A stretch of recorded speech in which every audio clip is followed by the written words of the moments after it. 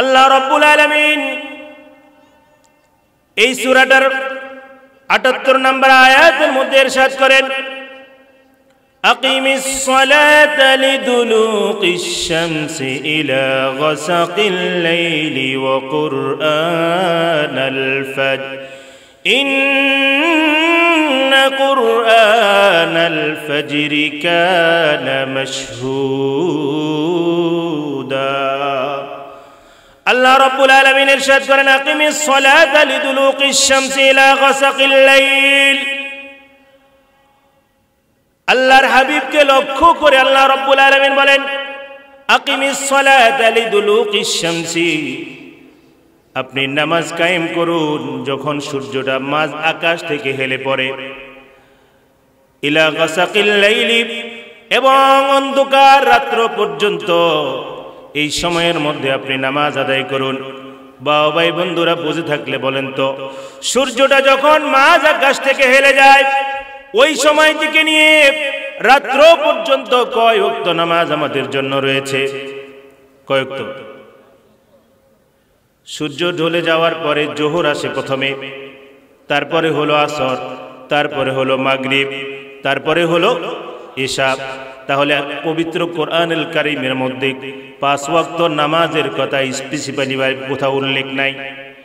আপনি যদি পুরো কোরআন ঘাটেন, আপনি ফজর, জোহর, আসর, মাগরিব, ইশা এইভাবে আপনি 5 ওয়াক্ত নামাজের কথা কোরআনে পাবেন না। আমাদের সমাজে কিছু ভণ্ডরা বলে 5 ওয়াক্ত নামাজের কথা কোরআনের মধ্যে নাই, বলে কি বলে না? এই ভণ্ডগুলো আবার বলে আল্লাহ বলছেন তোমরা নামাজের নিকটেও যাও না। প্রমাণ হিসেবে তারা বলেন আল্লাহ কোরআনের মধ্যে বলছেন, ইয়া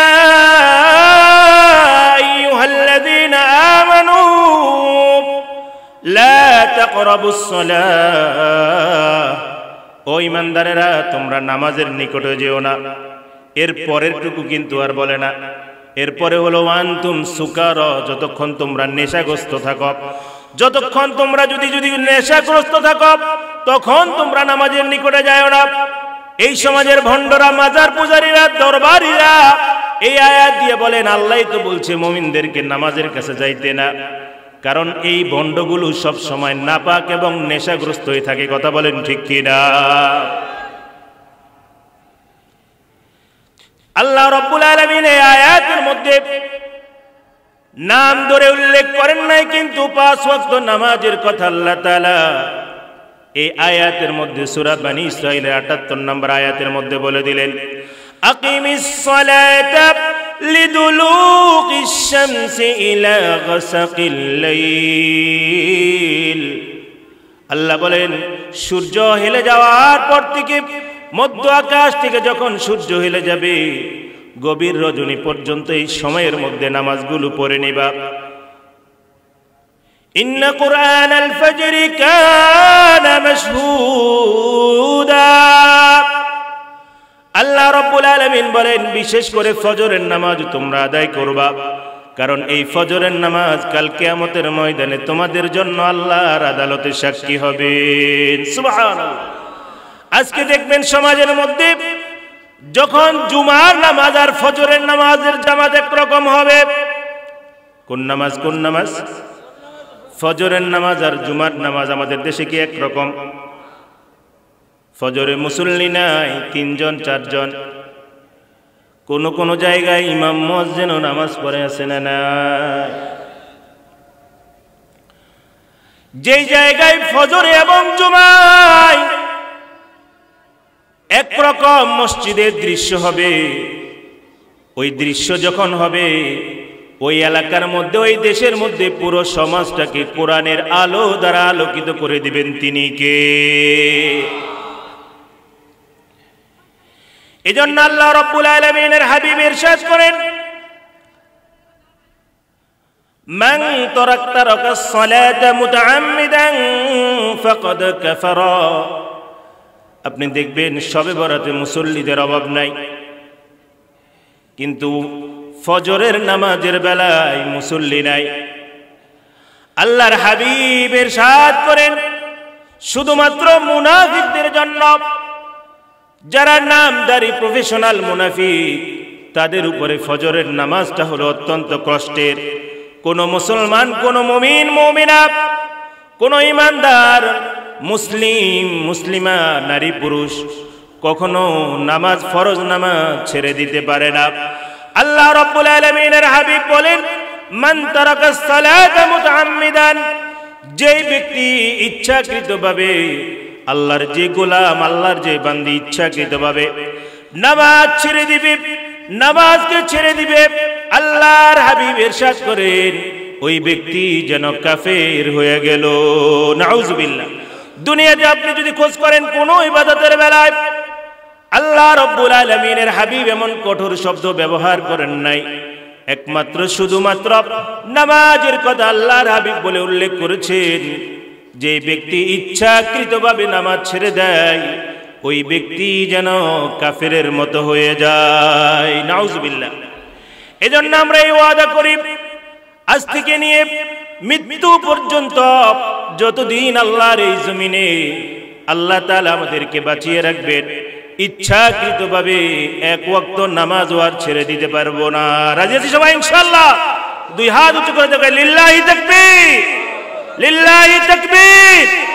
আল কোরআনের আলো, আল কোরআনের আলো, সংসদে জালো, তোমার নেতা আমার নেতা বিশ্বনবী মুস্তাফা। নেতা চিনতে পারলেন না? আজকে আমাদের এই করুণ পরিণতি, আমরা নেতা ঠিক করতে পারি নাই। কথা বলেন ঠিক কিনা? আমরা এমন মানুষকে নেতা বানিয়েছি যেই নেতা আমাদেরকে নিজেও জাহান্নামের পথে চলেছে, আমাদেরকেও জাহান্নামের পথে নিয়েছে। ঠিক কিনা? আল্লাহ তাআলা কোরআনুল হাকিমের মধ্যে বলেন, এই সূরার মধ্যে বলেন, ইয়াউমা নাদউ কুল্লা উনাসিন বিইমামিহিম, হাসরের ময়দানে আল্লাহ নেতাদেরকে তার কর্মী সহ ডাক দিবেন আর তাদের কাছ থেকে এই বিষয়গুলো হিসাব নেবেন। এই জন্য খবরদার, খবরদার, নেতাদেরকে নির্বাচন করার ক্ষেত্রে সামনের দিকে খুব সাবধান হতে হবে। এমন নেতা নির্বাচন করতে হবে যেই নেতা নিজেও জান্নাতের পথে যায়, কর্মীদেরকেও জান্নাতের পথের দিকে ডাকে। ঠিক কিনা? এজন্য নামাজ কায়েম করতে হবে প্রিয় ভাইরা। আল্লাহ বলছেন, আকিমিস সালাতা লিদুলুকিশ শামসি ইলা গাসাকিল লাইলি ওয়া কুরআনাল ফাজরি। আমার অনেক মা বোনরা রয়েছে নামাজ পড়ে কিন্তু ফজরের নামাজ পড়ে না, আছে না নাই? আবার অনেক ভাইরা রয়েছেন নামাজগুলো পড়েন, 4 ওয়াক্ত পড়েন কিন্তু ফজর পড়তে পারেন না। অথচ ফজরের বেলার ব্যাপারে আল্লাহ তাআলা কুরআনুল হাকিমের মধ্যে বলেছেন, ইন্না কুরআনাল ফাজরি কানা মাশহুদা। কার কথা? আরো জোরে বলেন, কার কথা? আল্লাহ রাব্বুল আলামিন বলেন, নিশ্চয় ফজরের নামাজ তোমার জন্য হাসরের ময়দানে আল্লাহ তাআলা বলছেন তোমার জন্য সাক্ষী হিসাবে দাঁড়িয়ে যাবে। সুবহানাল্লাহ। এটা হলো 1 নাম্বার দফা এই সূরার। 2 নাম্বার দফা আল্লাহ রাব্বুল আলামিন বলেন, 2 নাম্বার দফা হলো ওয়াকাযা রাব্বুকা আল্লা তা'বুদু ইল্লা ইয়াহু ওয়া বিল ওয়ালিদাইনি ইহসানা। আল্লাহ রাব্বুল আলামিন 2 নাম্বার দফার মধ্যে মানুষদেরকে বলতেছেন, 2 নাম্বার দফা হলো আন তা'বুদাল্লাহা ওয়া লা তুশরিকা বিহি শাইআ। ইবাদত করবা শুধুমাত্র কার? আরো জোরে বলেন, কার? সিজদা করব কার? ইবাদত করব কার? আল্লাহ রাব্বুল আলামিন পবিত্র কোরআনুল হাকিমের মধ্যে ইরশাদ করেন, হাসরের ময়দানে আজকে দুনিয়ার মানুষগুলো যারা দুনিয়া দিয়ে সাকসেস, যারা বড় লোক, সম্পদশালী, টাকা পয়সার মালিক, বিসিএস ক্যাডার, তাদেরকে দেখে অন্যরা অনেক সময় আফসোস করে। একজনের বিল্ডিং দেখে আরেকজনের আফসোস করে, আছে না নাই? কিন্তু হাসরের ময়দানেও মানুষ আফসোস করবে। 10টা কারণে আফসোস করবে, এর মধ্যে একটা কারণ হলো কোরআনুল হাকিমের মধ্যে আল্লাহ তাআলা বলছেন, ইয়াকুলু ইয়া লাইতানি লাম উশরিক বিরাব্বি আহাদা। কাল কিয়ামতের ময়দানে আল্লাহ রাব্বুল আলামিন বলেন, এক শ্রেণীর মানুষ নিজের চুলগুলো ছিঁড়ে ফেলবে আর বলবে, আরে কেন আল্লাহর সাথে শিরক করলাম, আল্লাহর সাথে কেন শিরক করলাম, আফসোস করবে। দেখেন আমাদের দেশে মানুষগুলো কি পর্যায়ে রয়েছে। এমন অনেক মানুষ দেখবেন নামদারি মুসলমান, এই মুসলমানের সন্তানগুলো, এই মুসলমানের সন্তানেরা আপনি দেখবেন বিভিন্ন মাজারে গিয়ে সেজদা দেয়, আছে না নাই? কথা বলেন আছে না নাই? আল্লাহর হাবিব বলেন, আল মাউতু ফিল কবরি কাল বাহরু ফিল গরকি। আল্লাহর হাবিব বলেন, কবরের মধ্যে যিনি শায়িত রয়েছেন তিনি সাগরের মধ্যে ডুবে যাওয়া মানুষের চাইতেও দুর্বল। যিনি কবরে শায়িত তিনি হলেন জীবিত মানুষদের থেকে দোয়া পাওয়ার জন্য মুহতাজ। কারণ তিনি এখন আর সুবহানাল্লাহ বলতে পারেন না, তাফসীর মাহফিলও যেতে পারেন না, আলহামদুলিল্লাহ বলতে পারেন না। কথা বলেন ঠিক কি না? আল্লাহ রাব্বুল আলামিনের হাবিব বলছেন, লা তাত্তাখিযুল কুবুর মাসাজিদ, তোমরা কবরগুলোকে সিজদার জায়গা বানায়ো না। আবার আরেক হাদিসের মধ্যে বলছেন, লা তাত্তাখিযুল কুবুর আমবিয়া মাসাজিদ, তোমরা নবীদের কবরকে সিজদা বানায়ো না। আল্লাহর হাবিব বলছেন নবীদের কবরকেও সিজদা বানাইতে না। আর আমরা কোনখানে সেই ল্যাংটাসা সালা বাবা, বদনা বাবা, ওই বাবা, সেই বাবার মাজারে গিয়ে সিজদা দিই। কথা বলেন ঠিক কি না? কতটা আমাদের বিবেক বিসর্জন হয়েছে। দেখেন আল্লাহ তাআলা শিরকের গুনাহটা কেন অপছন্দ করে, খেয়াল করে শুনেন। আমাদের মা বোনরা, আপনার স্ত্রী যদি আপনাকে যেভাবে ভালোবাসা দিয়ে আপনার প্রতি তাকায়, বা আপনি তার প্রতি যেভাবে প্রেম নিবেদন করেন আপনার স্ত্রীর প্রতি, ওই রকম তাকানো, ওই রকম চাউনি যদি অন্য পুরুষের দিকে তাকায়, আপনি কি সহ্য করবেন? কথা বলেন। একজন পুরুষ যার মেরুদণ্ডটা সোজা রয়েছে, তার স্ত্রী তার সাথে যেরকম হেসে আনন্দে বা মন খুলে প্রেম দিয়ে কথা বলে, এটা যদি অন্য পুরুষের সাথে করে তার কষ্ট লাগবে কি লাগবে না? আল্লাহ রাব্বুল আলামিন মানুষকে সৃষ্টি করেছেন আল্লাহর ইবাদত করার জন্য। ওই মানুষ যদি আল্লাহকে বাদ দিয়ে আল্লাহকে যেইভাবে সিজদা করার, যেইভাবে ডাকার, আল্লাহর কাছ থেকে যেইভাবে পাওয়ার, ওইভাবে ওই চিন্তা করে ওইভাবে যদি কোনো মানুষের কাছে, কোনো মাখলুকের কাছে চায়, এটা আল্লাহ রাব্বুল আলামিনের গায়রতে লাগে, আল্লাহর ব্যক্তিত্বে লাগে। এই জন্য আল্লাহ এটা সহ্য করতে পারেন না। যার কারণে আল্লাহ ঘোষণা দিলেন, ইন্নাল্লাহা লা ইয়াগফিরু আন ইউশরাকা বিহি ওয়া ইয়াগফিরু মা দুনা যালিকা লিমান ইয়াশা। আল্লাহ রাব্বুল আলামিন বলেন, আল্লাহ রাব্বুল আলামিন শিরক ব্যতীত যত রকমের গুনাহ রয়েছে, যত রকমের পাপ রয়েছে, যত রকমের অপরাধ রয়েছে, তুমি যদি আল্লাহর কাছে খালিস নিয়তে তওবা করো, আল্লাহ চাইলে তোমার সকল গুনাহগুলো মাফ করে দিবেন। সুবহানাল্লাহ। মানুষের গুনাহ তিন প্রকার। কয় প্রকার? একটু জোরে বলেন ভাই, কয় প্রকার? তিন প্রকার। একটা গুনাহ রয়েছে আল্লাহ যদি বান্দা ক্ষমা চায় অথবা না চায়, আল্লাহ চাইলে সেটা মাফ করে দিবেন। বান্দা যদি ক্ষমা নাও চায় তাও কি আল্লাহ মাফ করে দিতে পারেন। সেটা হলো আল্লাহর হক, রোজা, নামাজ, হজ, যাকাত এগুলো যদি না করেন। দুই নাম্বার হলো ওই গুনাহ যেটা আল্লাহ তাআলা তওবা ছাড়া মাফ করেন না, সেটা হলো শিরকের গুনাহ। কিসের গুনাহ ভাই? শিরকের গুনাহ, যেটা তওবা করলেও আল্লাহ তাআলা মাফ করেন না। সেটা হলো বান্দার হক। বান্দার হক মেরে খেয়েছেন, বান্দার হক নষ্ট করেছেন, এটা বান্দার কাছ থেকে মাফ না চাইলে আল্লাহও আপনাকে মাফ করবে না। তাহলে দুই নাম্বার দফার মধ্যে প্রথম কথা হলো আল্লাহর সাথে শিরক করা যাবে না। আমাদের সমাজের মধ্যে এই কথা অনেকে বিশ্বাস করে, যে ব্যক্তি কোনো মূর্তির সামনে সিজদা করে তাকে সবাই কিন্তু মুশরিক বলে, বেঈমান বলে। বলবে না?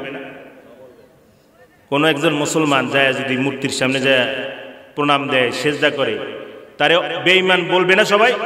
এটা বলার জন্য কি মুফতি হওয়া লাগবে? লাগবে না। কিন্তু এই সমাজে এমন অনেক ইমামরা রয়েছে, আলেমরা রয়েছে, অনেক মানুষ রয়েছে, এই কথাগুলো ইমামরা বলে না, আলেমরা বলে না, মসজিদের খতিবরা বলে না। এই কথাগুলো বললে চাকরি চলে যাবে, কমিটির লোক তার উপরে রাগ করবে। এই জমিনটা চিল্লায় বলেন কার? এই আসমানটা কার? এই গ্রহ নক্ষত্র, এই গ্যালাক্সি, ব্ল্যাক হোল, এই পাহাড় পর্বতগুলো কার? এই যেহেতু এই জমিনটা আল্লাহর, এই আল্লাহর জমিনের মধ্যে আইন চলবে কার? আরে জোরে বলেন না, আইন চলবে কার? যে ব্যক্তি মূর্তির সামনে সিজদা করাকে শিরক মনে করলো, ওই আলেম কিন্তু, ওই ইমাম কিন্তু, ওই মুসল্লি কিন্তু আল্লাহর জমিনে আল্লাহর দ্বীন প্রতিষ্ঠা হোক, আল্লাহর জমিনে আল্লাহর দ্বীন ব্যতীত অন্য কোন আইন দ্বারা রাষ্ট্র পরিচালিত হোক, এইরকম দলের রাজনীতি করে। কথা বলেন আছে না নাই? আল্লাহ বলছেন কি? আলা লাহুল খালকু ওয়াল আমরু তাবারাকাল্লাহু রাব্বুল আলামিন। আল্লাহ বলেন আলা লাহুল খালকু, এই সৃষ্টি জগৎ যার, আইন চলবে তার। বলেন সৃষ্টি জগৎ যার, আইন চলবে তার। সৃষ্টি জগৎ যার, আইন চলবে তার। এই জন্য আল্লাহ রাব্বুল আলামিন, আপনি মনে করেন আপনি নামাজ কালাম পড়েন, আপনি মুসলমান, আল্লাহ বলেন, আল্লাহ রাব্বুল আলামিন বলতেছেন যে আপনি কিন্তু মুসলমান না। আল্লাহ নিজে বলতেছেন যে ওয়ামা কানা আকসারুহুম বিল্লাহি ইল্লা ওয়া হুম মুশরিকুন। আল্লাহ তাআলা বলেন যে ব্যক্তি আল্লাহর আইন ব্যতীত দুনিয়ার তাগুতের কোন আইন বাস্তবায়নের জন্য আন্দোলন করে, রাজনীতি করে, সংগ্রাম করে, মিটিং করে, মিছিল করে, আল্লাহ রাব্বুল আলামিন ইরশাদ করেন ওই ব্যক্তি যতই নামাজ কালাম পড়ুক না কেন, ওই ব্যক্তির মধ্যে ঈমান নাই, বরং সে মুশরিক। নাউযুবিল্লাহ। আল্লাহ বলছেন। আবার অন্য আয়াতের মধ্যে আল্লাহ তাআলা ইরশাদ করেন ওয়া ইন আতা'তুমুহুম ইন্নাকুম লামুশরিকুন। তুমি নামাজ পড়ো আল্লাহর, সিজদা করো আল্লাহকে, কিন্তু আইন চাও আব্রাহাম লিঙ্কনের। তুমি আইন চাও ভারতের বিধান অনুযায়ী রাষ্ট্র চলবে। আমরা আল্লাহর দেওয়া এই জমিনে ভারতের আইন মানি না। কথা বলেন ঠিক কিনা? আমরা এই জমিনে ব্রিটেনের, আমেরিকার কোন আইন মানি না। কথা বলেন ঠিক কিনা? আমরা চাই আমাদের এই 56,000 বর্গ মাইলের প্রতি ইঞ্চি মাটি আল্লাহর দেওয়া কোরআনের বিধান অনুযায়ী চলবে। কথা বলেন ঠিক কিনা? এজন্য প্রিয় ভাইরা, আল্লাহ রাব্বুল আলামিন আমাদেরকে হক কথাগুলো বলতে হবে। আমাদের কি হবে? না হলে আমার চাকরি চলে যাবে, ইমামতি চলে যাবে, না হলে মসজিদ থেকে আমার চাকরি বের চলে যাবে। আমি বিশ্বাস করি হয়তো আমার সর্বশেষ কি হবে? মৃত্যু হবে। কিন্তু আমি এটা বিশ্বাস করি, আল্লাহ বলেন ওয়ামা কানা লিনাফসিন আন তামুতা ইল্লা বিইذনিল্লাহি কিতাবাম মুআজ্জালা। আমি বিশ্বাস করি আমার মৃত্যুর ফয়সালা হয় কোথায়? আসমানে। কোথায় হয়? আল্লাহর পক্ষ থেকে হয়। আমার মৃত্যুর সময়ও নির্ধারিত। আমার মৃত্যুর সময় নির্ধারিত। মৃত্যুর সময় যখন হবে তার আগে আমার মৃত্যু হবে না। আর মৃত্যুর সময় যখন আসবে আর এই পৃথিবীতে বেঁচে থাকার, বাঁচিয়ে রাখার ক্ষমতার কারণে। কথা বলেন ঠিক কিনা? এজন্য হক কথাগুলো, কোরআনের কথাগুলো বলতে হবে। আপনাদেরকে উদারতা আহ্বান রাখি, মূর্তি পূজা, মাজারে সিজদা করা, বটগাছে সুতা বাঁধা, কোন দরবারে গিয়ে সন্তান কামনা করা যেমনি ভাবে শিরক, তেমনি ভাবে আল্লাহর এই জমিনের মধ্যে আল্লাহর আইন ব্যতীত অন্য কোন মানব রচিত আইনকে বাস্তবায়ন করা, এটাও শিরক। কথা বলেন ঠিক কিনা? তাহলে 2 নম্বর দফা হলো পরিপূর্ণভাবে শিরক মুক্ত হতে হবে।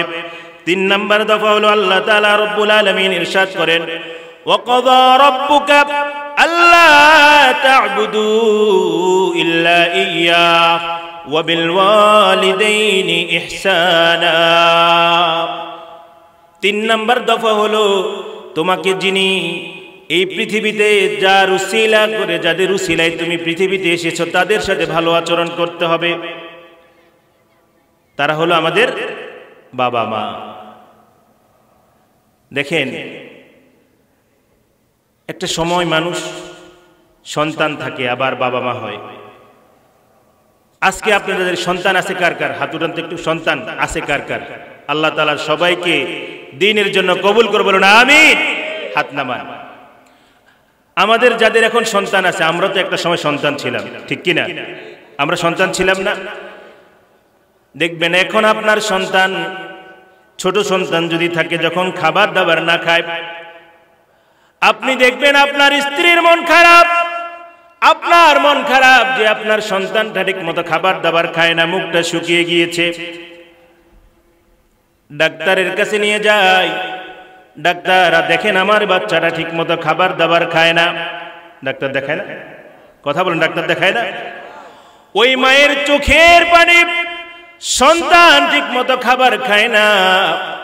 আপনি যদি লক্ষ্য করেন এই সমাজের দিকে, দেখবেন ওই মা, যেই মা একটা সময় সন্তান ঠিক মতো খাবার না খাওয়ার কারণে চোখের পানি ফেলেছে, ওই মা কালের বিবর্তনে একটা সময় আবার কান্না করে তার সন্তান তাকে খাবার দেয় না, ঠিক কিনা? ওই মা আবার কান্দে, মানুষের কাছে যায়, বিচার দেয়। যেই মা সন্তান খায় না দেখে পাশের ঘরের ভাবিকে বলছে আমার ছেলেটা খাবার দাবার করে না ঠিক মতো, মনটা খারাপ, কান্না করছে। ওই মা যখন বৃদ্ধা হয়ে যাচ্ছে, ওই বাবা, আমার মা কবরবাসী। আমি যখন আগে মাহফিলে যাইতাম, মাকে ফোন দিতাম, যে আমার সভাপতি আমার মসজিদে, উনি আমার সাথে আসছেন। আমি গাড়িতে উঠে আমার বাবাকে ফোন দিয়েছি, কিন্তু আল্লাহ না করুন আমার বাবা তো একদিন মৃত্যুবরণ করবে, হয়তো আমি তার আগে মৃত্যুবরণ করতে পারি। এই যে বাবা না থাকলে, এই যে আপনি বলতেন যে বাবা আমি যাচ্ছি, এটা আপনি ফিল করবেন তখন যখন আপনার বাবাকে আপনি হারিয়ে ফেলবেন। দেখেন একটা বাবা 5 জন 6 জন সন্তান থাকে, একটা ফ্যামিলির মধ্যে 7 জন 8 জন সদস্যও থাকে, থাকে না? কথা বলেন, থাকে না? একজন বাবা কখনো এমন কথা বলে না যে আমি আমার সন্তানদেরকে খাওয়াতে পারবো না। কিন্তু সন্তানরা যখন বড় হয়ে যায়, সবাই যখন ইনকাম করে, বাবা যখন অক্ষম হয়ে যায়, বাবা যখন কর্মহীন হয়ে যায়, বাবা যখন রিটায়ার্ড পারসন হয়ে যায়, সংসারগুলো যখন ভাগ ভাগ হতে শুরু হয়ে যায়, তখন দেখবেন এই ঠেলাঠেলি করে ভাইদের মধ্যে, আমি 2 দিন বাবারে খাওয়াবো, ওই বলে তুই খাবা, আবার কেউ বলে আমার ঘরে 10 দিন, আমার ঘরে 10 দিন। আছে না নাই? কথা বলেন, আছে না নাই? একজন বাবা 10 জন ফ্যামিলির সদস্যকে সুন্দরভাবে তার সামর্থ্য শক্তি অনুযায়ী তার পাখার নিচে রেখে যতটুকু পেরেছে সবার জন্য রিজিকের ফয়সালা তার উসিলায় আল্লাহ করেছে। কিন্তু ওই বাবা যখন কালের বিবর্তনে বৃদ্ধ হয়ে যায়, কর্মক্ষম হয়ে যায়, তখন ওই বাবাকে কে খাওয়াবে? ভাইদের মধ্যে ঠেলাঠেলি। আবার এমন পোড়া কপাল সন্তান রয়েছে যে সন্তান বাবা মাকে আবর্জনা মনে করে, বোঝা মনে করে বৃদ্ধাশ্রমে দিয়ে আসে, ঠিক কিনা? আছে না নাই? কথা বলেন, আছে না নাই? দেখবেন আধুনিক সমাজে, আপনাদের এদিকে হয়তো নাই, যত উন্নত এলাকায় যাবেন দেখবেন বাবা মাকে বোঝা মনে করে। আমি ফরিদাবাদ মাদ্রাসায় পড়াশোনা করেছি। ফরিদাবাদ মাদ্রাসার পাশেই আমার নিজের দেখা এক ঘটনা আপনাদেরকে বলি। একজন জজ, তার স্ত্রী, তিনিও চাকরি করতেন,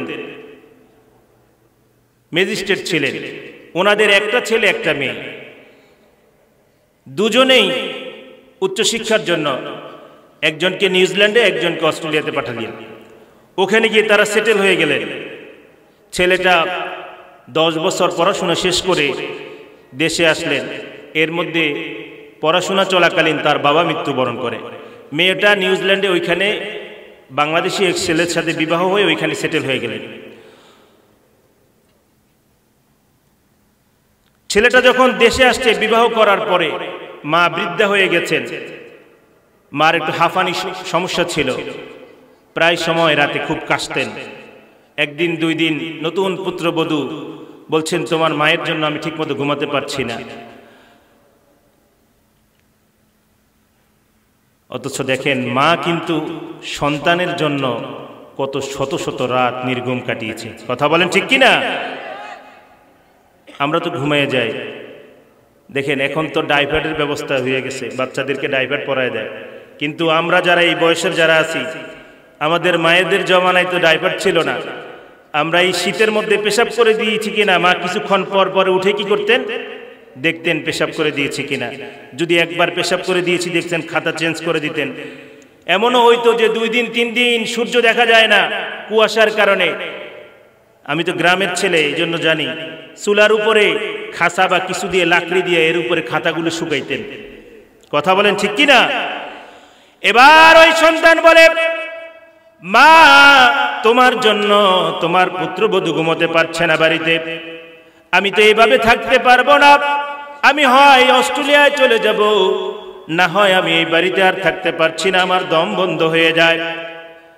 এক পর্যায়ে এই 2 জন সিদ্ধান্ত নিলেন, যেহেতু মার জন্য ঘুমানো যাচ্ছে না মাকে, তারা সিদ্ধান্ত নিলেন বৃদ্ধাশ্রমে দিয়ে আসবে। মা চোখের পানি ছেড়ে যখন তাকে বললেন, মা তোমাকে আমরা বৃদ্ধাশ্রমে দিয়ে আসবো, মা চোখের পানি ছেড়ে কান্না করে দিলেন আর বললেন, তুমি যখন অস্ট্রেলিয়ায় পড়াশোনা করো, তোমার বাবা মৃত্যুবরণ করার পরে তোমার যতগুলো পড়ালেখার খরচ ছিল আমি দিয়েছি। তোমার ছোট্টবেলায় টাইফয়েড হয়েছিল, ওই টাইফয়েড অবস্থায় আমি তোমার 1 দিন নয় 2 দিন নয় টানা 7 দিন 7 রাত তোমার মাথার কাছে আমি নির্ঘুম অবস্থায় ছিলাম। মা এই কথা বলছেন আর চোখের পানি ফেলছেন। নির্দয় সন্তান, মায়ের এই কথা তার কোন রকমের দিলের মধ্যে আসর কাটলো না। ওই মা ওই সন্তান তার মাকে বৃদ্ধাশ্রমে পাঠাইয়া দিলেন। 3 দিনের মাথায় ওই মা কান্না করতে করতে খাবার দাবার বন্ধ। 3 দিন পরে ওই মা ওইখানে স্ট্রোক করে ওই বৃদ্ধাশ্রমে মৃত্যুবরণ করেছে।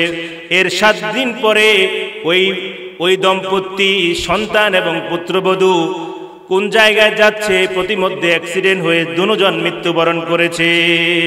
নাউজুবিল্লাহ। এই জন্য আল্লাহ তাআলা কোরআনের মধ্যে সবথেকে বেশি তার ইবাদতের পরে বাবা মায়ের খিদমতের কথা বলেছেন। আল্লাহ বলেন, তোমার মা তোমাকে কষ্টের পরে কষ্ট করে গর্ভে ধারণ করেছে। আজকের বিজ্ঞান বলে, মেডিকেল সায়েন্স বলে, একটা সন্তানের বয়স যখন 7 মাস হয়ে যায় গর্ভের মধ্যে, আল্লাহ রব্বুল আলামিন ওই সন্তানটাকে 7 ইঞ্চি 8 ইঞ্চি পরিমাণ বড় করেন। ওই সন্তানটা মায়ের যে থলি রয়েছে, যেটার মধ্যে সন্তান থাকে, ওই জায়গাটা পরিপূর্ণ হয়ে যায়। ওই বাচ্চা যখন বাকি 3 মাস বড় হয়, ওই সন্তানের পা গুলো মায়ের কলিজার সাথে লাগে। 7 মাস থেকে নিয়ে সন্তান প্রসব হওয়া পর্যন্ত ওই মায়ের কলিজার সাথে গিয়ে সন্তানের পা গুলো লাগে। যতবার সন্তান নড়াচড়া করে ততবার মায়ের কলিজার মধ্যে আঘাত লাগে। একটু চিন্তা করেন, স্বাভাবিকভাবে আমাদের যদি একটু অ্যাসিডিটির সমস্যা হয়, পেট যদি ফেঁপে যায়, কত কষ্ট হয়। ওই মা জননী 1 দিন 2 দিন নয়, 10টা মাস ধরে ওই মা জননী আপনাকে আমাকে লালন করেছে, পেটের মধ্যে ধারণ করেছে, সংসারের সকল কাজগুলো করেছে, পরিবারের সকল খাবারের ব্যবস্থা করেছে, সকল কাজ কর্মগুলো করেছে। যখন মা জননী খাবার খেতে বসেছেন, এমন সময় সন্তান নাড়াচাড়া দিয়ে উঠেছে, কলিজার মধ্যে ওই মায়ের সন্তানের পা গুলো কলিজার মধ্যে লাগলো। মা জননী দাঁড়িয়ে গিয়ে চোখের পানি ফেলেছে, ডাক দিয়ে বলেন, আল্লাহ, আমার যত কষ্ট হোক, আমার সন্তানের যেন কোনো ক্ষতি না হয়। এইভাবে 1 দিন নয়, বাকি 3টা মাস প্রত্যেক নড়াচড়ায়, আমাদের প্রত্যেক নড়াচড়ায় মায়ের কলিজায় আঘাত করেছি। এমন বর্ণনা রয়েছে, ডাক্তার বলেন বাকি 3 মাস যখন মায়ের কলিজা একেবারে উপরের দিকে উঠে যায়, মায়ের পেটের মধ্যে আর খাবার খাইতে পারে না, একটু খেলে যেন মা বমি করে ফেলে দিবে, এমন অবস্থা হয়ে যায়। এই কষ্টের পরে যখন আল্লাহ রব্বুল আলামিন সন্তানকে দুনিয়ায় আসার সময় করে দেন, একটা মা এতটা পরিমাণ কষ্ট করেন। আল্লাহর হাবিব বলেন, কোন মা যদি প্রসবকালীন কষ্টগুলো সহ্য করে, আর আল্লাহ রব্বুল আলামিন জিহাদের ময়দানে রক্তাক্ত অবস্থায় যদি কোনো মানুষ শহীদ হয়ে যায়, ওই পরিমাণ সওয়াব আল্লাহ তার আমল নামায় দান করে দেয়। সুবহানাল্লাহ। আজকের মেডিকেল সায়েন্স বলছে একটা মানুষের বড় বড় 5টা হাড় একসাথে ভেঙে ফেললে একজন মানুষ যতটা কষ্ট পায়, একজন নর্মাল ডেলিভারির মা এর চাইতে বেশি কষ্ট পায়, শুধুমাত্র তার প্রসবকালীন কষ্ট। সুবহানাল্লাহ বলেন। এরপরও মা এই কামনা করেন, আল্লাহ আর সহ্য করতে পারে না, আমার বাচ্চাটা নষ্ট করে দাও, বলে কথা। একজন সাহাবীর ঘটনা আপনাদেরকে বলি, পরের আলোচনায় যাচ্ছি। নাম হলো হযরতে আলকামা। কি নাম? আলকামা। আল্লাহর হাবিবের সাহাবী, প্রসিদ্ধ সাহাবী আলকামা রাদিয়াল্লাহু তাআলা আনহু মৃত্যুর সময় চলে আসছে। সাহাবায়ে কেরাম বললেন, ইয়া রাসূলুল্লাহ, আলকামার মৃত্যুর সময় চলে আসছে, কিন্তু মুখ দিয়ে কালিমা বের হচ্ছে না। ও সন্তানেরা, তোমাদের পায়ে আমি দুধানা হাত রেখে বলছি, কোন মার সাথে ধমক দাও, কোন মাকে ধমক দাও, কোন মাকে ঘর থেকে বের করে দাও, কোন মায়ের সাথে মাথা ঝাঁকিয়ে কথা বলো। আল্লাহ তাআলা বলেন, ওয়ালা তাকুল লাহুমা উফফি ওয়ালা তানহারহুমা ওয়া কুল লাহুমা কাওলান কারীমা। তোমার যত নম্র ব্যবহার হতে পারে, তোমার যত নরম আচরণ হতে পারে, তোমার যত ভদ্র আচরণ হতে পারে, তোমার যত কোমল আচরণ হতে পারে, তোমার যত আস্তে কথা বলার আচরণ হতে পারে, এই সবগুলো পাওয়ার একমাত্র যোগ্য হলো তোমার বাবা মা। ঠিক কিনা? আজকে নেতার সামনে গিয়ে এরকম কাচুমুচু করে দাঁড়ায়, জি স্যার, জি স্যার, জি স্যার, আর মায়ের সাথে ধমক দেয়। কথা বলেন, আছে না নাই? আল্লাহ রাব্বুল আলামিন বলেন, ইম্মা ইয়াবলুগান্না ইনদাকাল কিবারা আহাদুহুমা আও কিলাহুমা। যখন আমি, ও দুনিয়ার সন্তানেরা খেয়াল করে শোনো, যখন তুমি সন্তান ছিলা, তোমার বাবা মা তার সাধ্য অনুযায়ী তোমার সকল প্রয়োজনগুলো পূরণ করেছে। এখন তুমি নিজেও বাবা মা হয়েছো, এখন তুমি নিজে বাবা হয়েছো। তুমি চিন্তা করো, তোমার সন্তানের অসুস্থ হলে তোমার চোখে এখন আর ঘুম থাকে না। তুমি এখন চিন্তা করো, তোমার ছোট বাচ্চা যখন অসুস্থ হয়ে যায়, তুমি এখন আর ঘুমোতে পারো না। এবার চিন্তা করো, তুমি যখন সন্তান ছিলা, তোমার বাবা মাও তোমার জন্য এমন করেছে। ঠিক কিনা? করেছে কিনা? তুমি এখন তোমার সন্তানের জন্য যেমন মায়া, অসুস্থ হলে যেমন হসপিটালে দৌড়ে চলে যাও, তোমার চোখে ঘুম চলে যায়, অন্তরের মধ্যে অস্থিরতা অনুভব করো, সেম ভাবে তুমি যখন সন্তান ছিলা, তোমার মা বাবারও একই অবস্থা ছিল।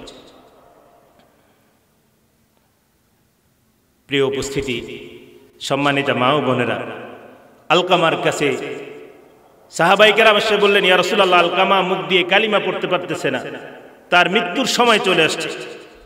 আল্লাহ রাসূল চলে গেলেন, আলকামা কালিমা পড়ো, কালিমা পড়ো, কালিমা পড়ো। সবাই তার পাশে কালিমা পড়তেছে। আলকামা চেষ্টা করছে, মুখ দিয়ে কালিমা বের হচ্ছে না। আল্লাহর হাবিব সরওয়ারে কায়নাত মুহাম্মদুর রাসূলুল্লাহ সাল্লাল্লাহু আলাইহি ওয়াসাল্লাম ডাক দিলেন স্ত্রীকে, বলো তো আলকামার কোনো গুনাহ রয়েছে কিনা, আলকামা সম্পর্কে তুমি কি জানো? কারণ স্বামীর সম্পর্কে সবচাইতে বেশি ভালো জানেন কে? কে জানে? স্ত্রী। স্ত্রী সবচাইতে ভালো জানে। আল্লাহর হাবিব বলেছেন, আল্লাহর কাছে সব থেকে ওই ব্যক্তি উত্তম যে তার স্ত্রীদের কাছে উত্তম, এবং বলছে আমি আমার স্ত্রীদের কাছে উত্তম। বউর কাছে ভালো হওয়া খুব কঠিন বিষয়। আপনি যতই বেশভূষা বাহিরে ধরেন, বউর কাছে কিন্তু আপনি অরিজিনাল ভালো না হলে তার কাছে ভালো হওয়া যাবে না।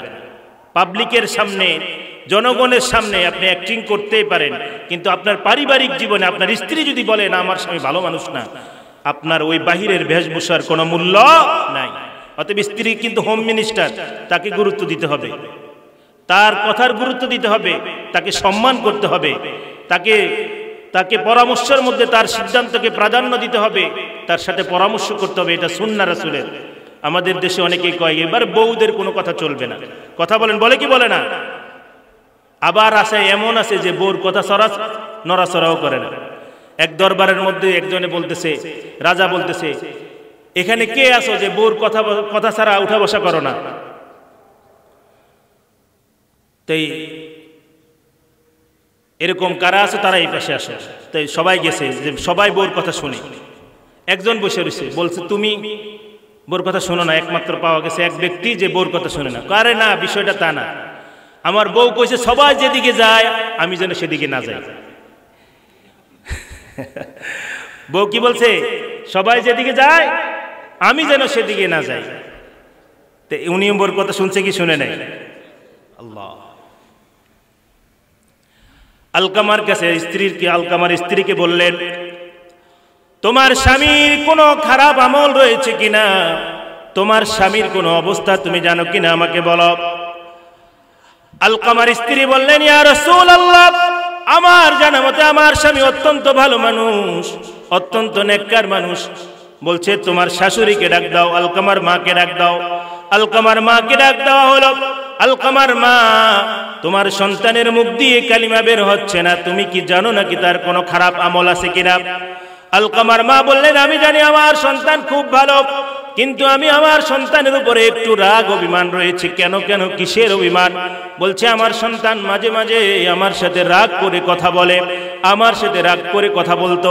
আমার আলকামার বাবা আলকামাকে ছোট্ট রেখে মৃত্যুবরণ করেছে, সেই থেকে আমি এই বাচ্চাটাকে অনেক কষ্ট করে মানুষের বাড়িতে কাজ করে করে এর জন্য খাবার এনে লালন পালন করেছি।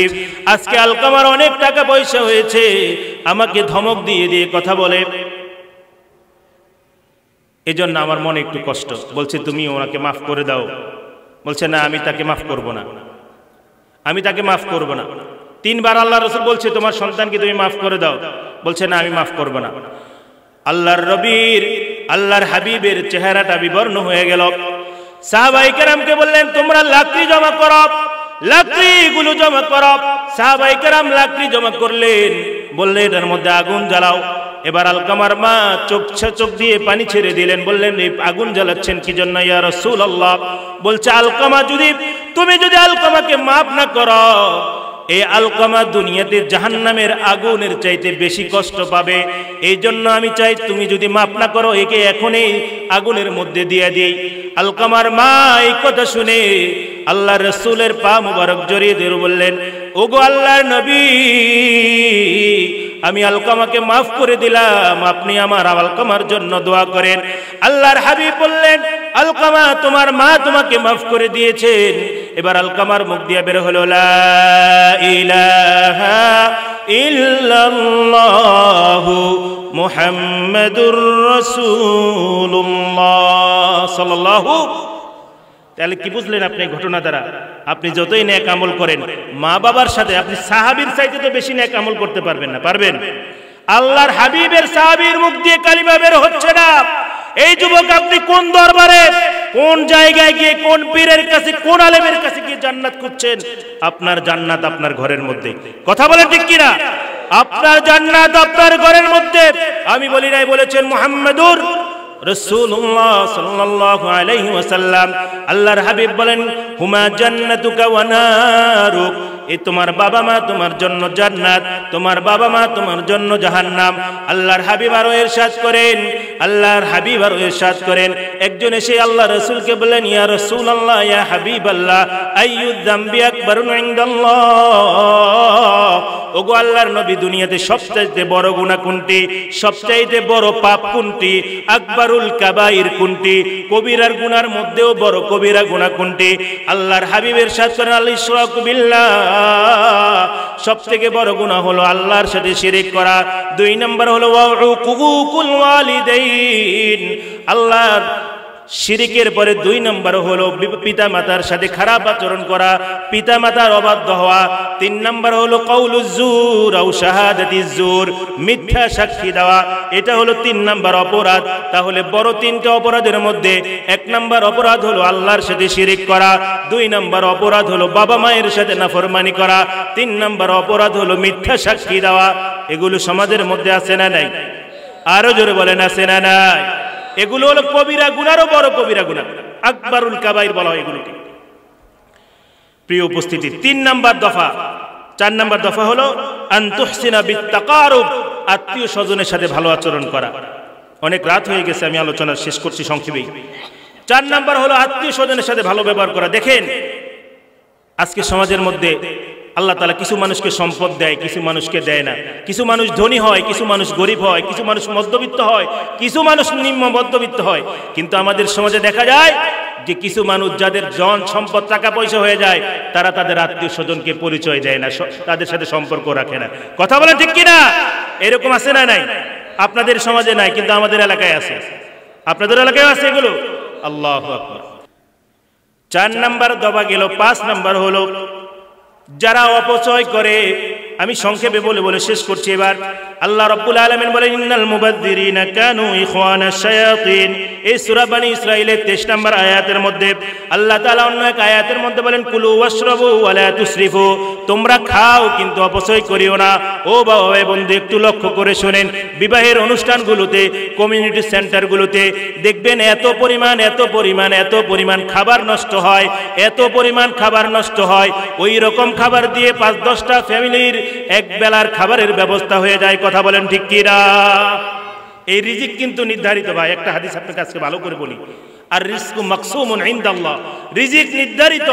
আল্লাহর হাবিব বলেছেন রিজিক নির্ধারিত। আপনার জন্য জন্মের পর থেকে যতটুকু রিজিক বরাদ্দ, অতটুকুর বাইরে একটা দানা খাওয়ার শক্তি আপনার নাই।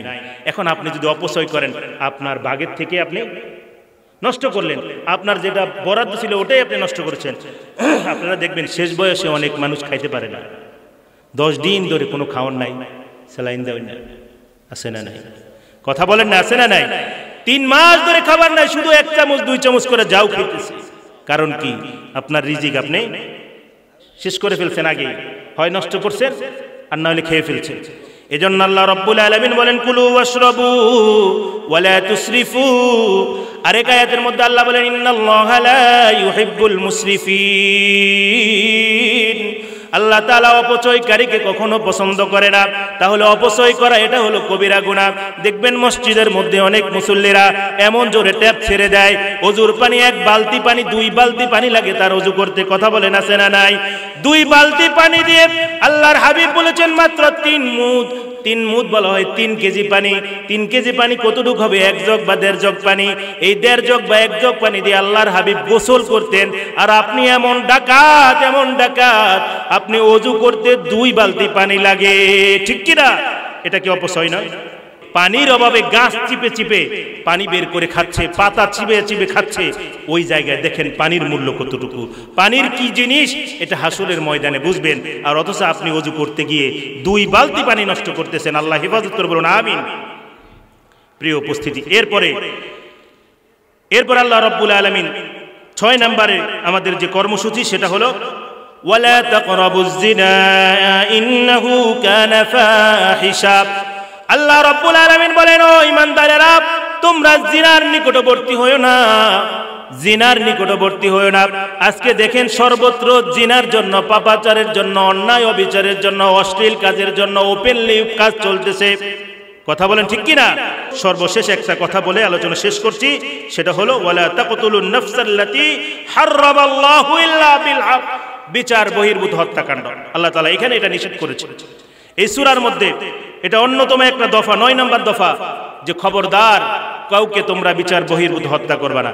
আপনারা যদি তাকান লক্ষ্য করে দেখবেন বিগত 17 বছরে অসংখ্য অগণিত নিরপরাধ আলেমদেরকে, ইসলামী দায়ীদেরকে নির্মমভাবে হত্যা করেছে। কথা বলে ঠিক কিনা?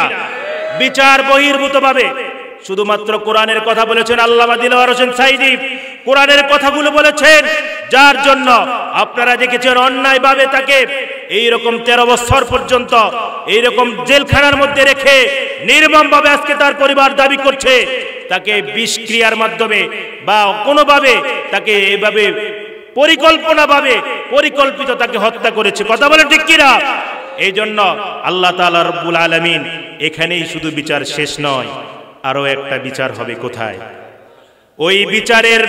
ওই বিচারের বিচারক থাকবেন, চিল্লায় বলেন কে?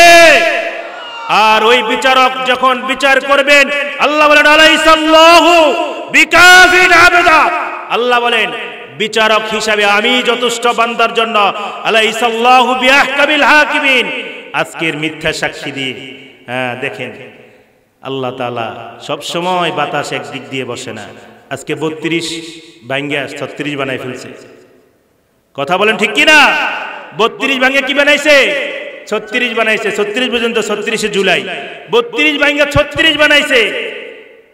নোয়াখালীর একজন ডাক্তার ফয়জুল্লাহ তার বাসার ছাদে নিয়ে গুলি করে, ঘরের থেকে ডেকে নিয়ে বাসার ছাদে গুলি করে তাকে নিচে ফেলে হত্যা করা হয়েছে। আল্লাহ ছাড় দেয়, ছেড়ে দেয় না। কথা বলে ঠিক কিনা? আল্লাহ ছাড় দেয়, ছেড়ে দেয় না। এই যে আপনারা জানেন, কয়টা বলবো, ইলিয়াস আলীর নাম আপনারা জানেন। কোথায় তার সন্তান আজকে বাবা বাবা করে কাঁদছে। আজকে দেখেন আপনারা ওলামায়ে কেরাম কি কোথায় কোথায় বলেছেন পাকিস্তানের রাজাকার এই মুহূর্তে বাংলা স্যার। কথা বলছেন, বলেন কি বলে নাই? বলছে কি বলে নাই? আপনারা বলেন আজ পর্যন্ত কোন আলেমরা কি পাকিস্তানে গিয়েছে? কোন আলেমরা অপবাদ দিয়েছে, জেলখানায় নিয়েছে, রিমান্ডে দিয়েছে, মাসের পর মাস রিমান্ডে দিয়েছে, অত্যাচার করেছে, অত্যাচারের স্টিম রোলার চালিয়েছে, কিন্তু কোন আলেম পাকিস্তানে যায় না। কিন্তু আমরা দেখেছি ভারতের সেবাদাস যারা, ভারতের দালাল যারা, যখন ছাত্র জনতা এই দেশের মানুষগুলো যখন তাদের বিরুদ্ধে রুখে দাঁড়িয়েছে, ভারতের সেবাদাস এবং ভারতের দালালরা লেজ গুটিয়ে ভারতে পালিয়েছে। কথা বলে ঠিক কিনা? তা এরাই হলো আসলে ভারতের দালাল। আমাদেরকে যে বলেছেন পাকিস্তানের দালাল, আমরা কেউ পাকিস্তানের দালাল নয়। একমাত্র আমরা দালাল যদি হয়ে থাকি, আমরা হলাম মদিনাওয়ালার দালাল। আমরা কোরআনের কথা বলে যদি থাকি, দালাল হয়ে থাকি, তাহলে আমরা আল্লাহর দালাল। কথা বলেন ঠিক কিনা? আর এতে আমাদের কোনো আফসোসও নেই। আল্লাহ তাআলা আমাদেরকে কবুল করে বলুন আমিন। সম্মানিত উপস্থিতি, ছোট্ট একটা গল্প বলি আপনাদেরকে। এক রাজায় একবার বলছে যে আমার আম খেতে মনে চাই, আমের সিজন না, ওই সময় আম খেতে চায়। তো এক প্রজা তার গাছে 2টা আম ধরছে, শেষ করছি। তখন ওই প্রজায় 2টা আম এনে দিয়েছে রাজাকে। রাজা তখন তাকে খুশি হয়ে উজিরকে বললেন, উজির, আমার এই প্রজাকে 1000 টাকা দিবা। কত টাকা? কথা বলেন, কত টাকা? 1000 টাকা দিবা। উজির মশাই চিন্তা করলো, 2টা আমের দাম কি 1000 টাকা হইতে পারে? ওই সময়, যে সময় 1 টাকা দিয়ে এতগুলি বাজার করা যায়, 1000 টাকা দিয়ে এই বেটা কি করবে? ওইখান থেকে 100 টাকা উজিরে মাইরা দিছে। কোন দেশের গল্প এটা আপনারা বলবেন? 100 টাকা উজির মাইরা দিছে। উজিরে মাইরা দিয়া উজিরে টাকা পাঠাইছে ওই এলাকার যিনি প্রতিনিধি তার কাছে, ধরেন আপনাদের এলাকার মন্ত্রীর কাছে, এমপির কাছে পাঠাইছে। অমুকের নামে রাজার পক্ষ থেকে 900 টাকা। রাজা দিছে কত? উজিরে দিছে কত? 900। এবার যখন এলাকার জনপ্রতিনিধির কাছে গেছে, জনপ্রতিনিধি চিন্তা করলো, আরে বেড়া কৃষক 1000 টাকা 900 টাকা দিয়ে কি করবে? ওই এমপি ওইখান থেকে 200 টাকা মেরে দিছে। আছে কত? 700 টাকা আছে। এই 700 টাকা পাঠাইছে চেয়ারম্যানের কাছে। চেয়ারম্যানে চিন্তা করলো, আরে 2টা আম দিয়ে কি এত টাকা পাওয়া যায়? আর এত টাকা দিয়ে করবে কি? চেয়ারম্যানে সেখান থেকে 200 টাকা মেরে দিছে। আছে কত? এ 200 টাকা মেরা দিয়ে দিছে মেম্বারের কাছে। মেম্বার চিন্তা করলো, আরে ওই 500 টাকা দিয়ে কি করবে? দরকার কি ওর 500 টাকার? এর সে ওইখান থেকে মেম্বারও 200 টাকা মেরা দিছে। আছে কত? 300 টাকা। মেম্বার আবার দিছে তার দালালের কাছে, ওই দালাল ওইখান থেকে 200 টাকা মেরা দিছে। আছে কত? 100 টাকা। ওই 100 টাকা ওই ব্যক্তি পাইছে।